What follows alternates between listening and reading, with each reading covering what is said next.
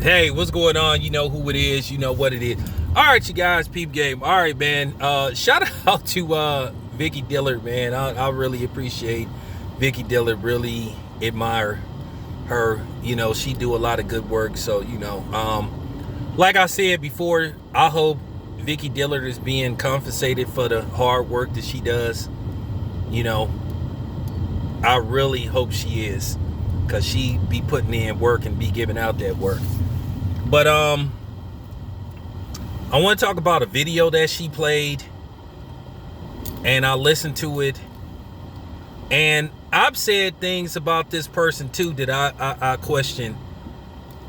I really question her motives now, because I do think she could be compromised, or I think she is compromised. And I'm gonna just make this very clear. I don't trust people like her, like Tamika Mowry. I know she was sitting up there on the Breakfast Club talking about that people got her effed up. I think people got it right.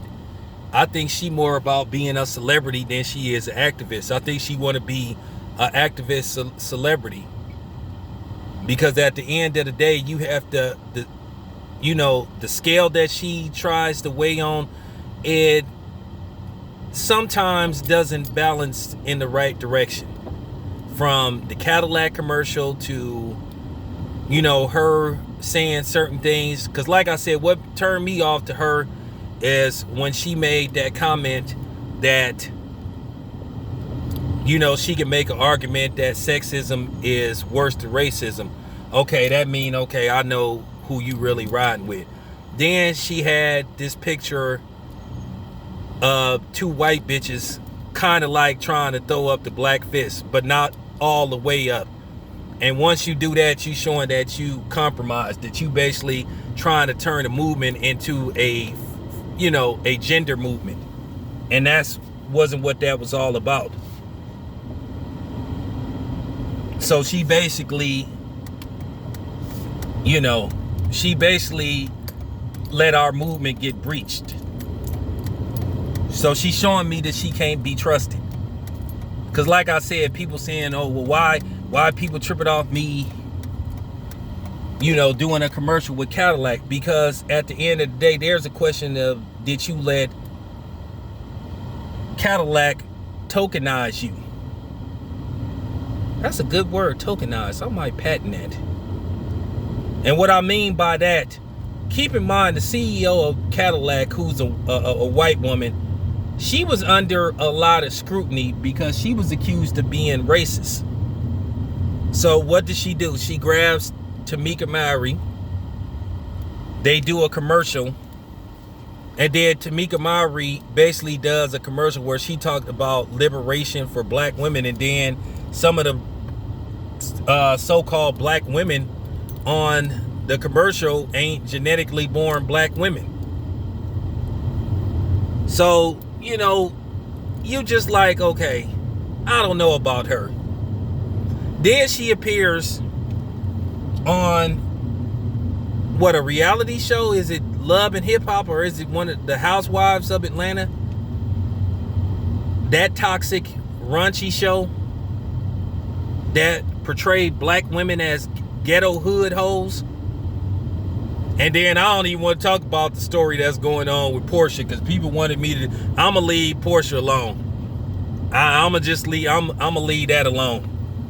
Y'all draw your own conclusion with that, and I'm just gonna leave that alone. But that's what I'm saying. Why would you appear on a reality show that depict black women in that in that fashion? I'm just asking that question. And then the funny part about it is the people that are putting out and producing those shows are black women.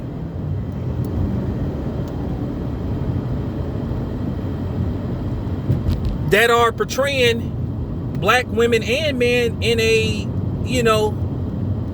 unencouraging, unmotivated fashion. That's just real. I want you to understand something, and I'm going to just tie this in with this, with this video.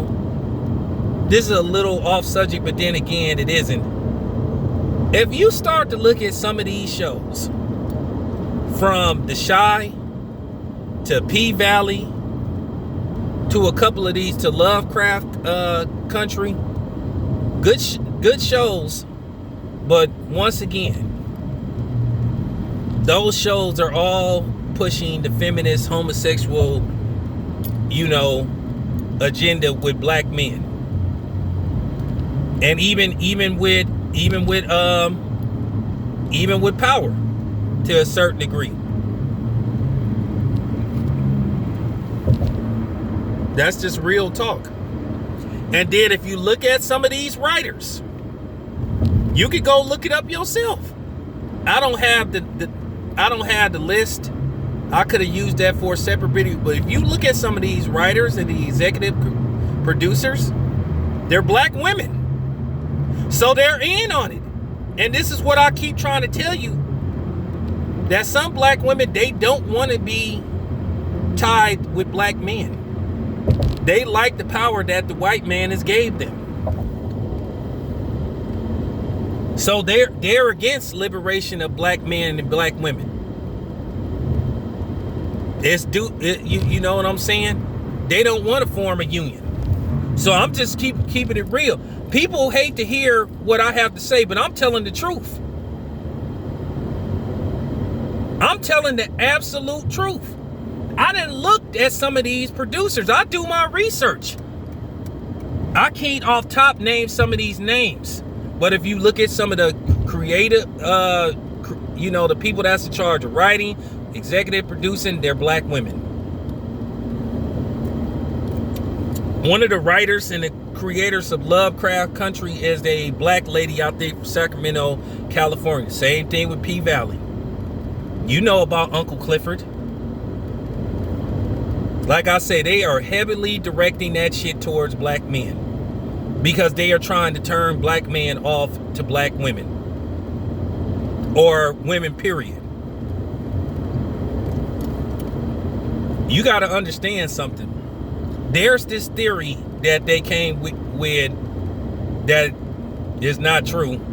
That it's better for a black woman to procreate with a white man versus a black man procreating with a white woman. That's why they have all this shit where you notice where they have these double standards, where that's where all this shit come from. Let me ask you something. How many black women have you seen killed by white women for being with a white man? Hardly none. How many cases have you seen with a black man being killed for being with a white woman? There you go. Enough said. Drop the mic.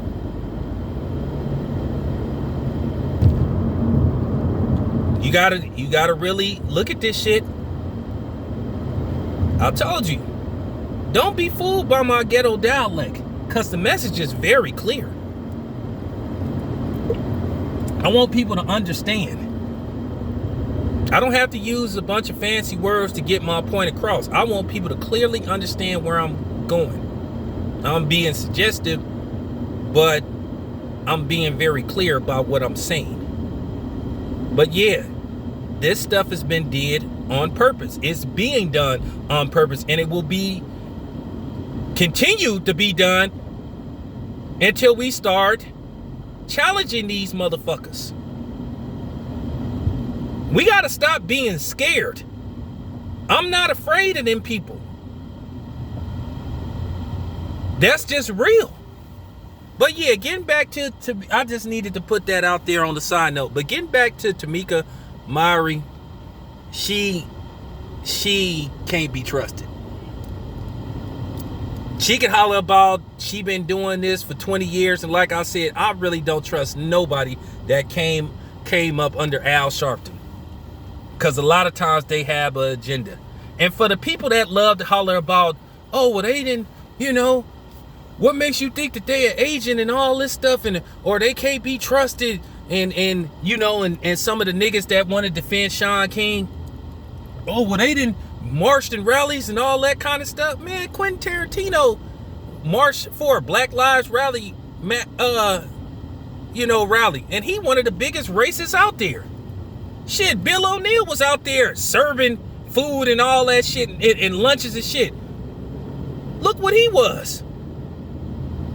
Some of those Nations of Islam dudes was right out there marching alongside alongside Malcolm X, but they collaborated with the feds to take him out. And the same thing with these niggas that was marching alongside Martin Luther King. They were black. That don't mean shit. They be killing me with that shit.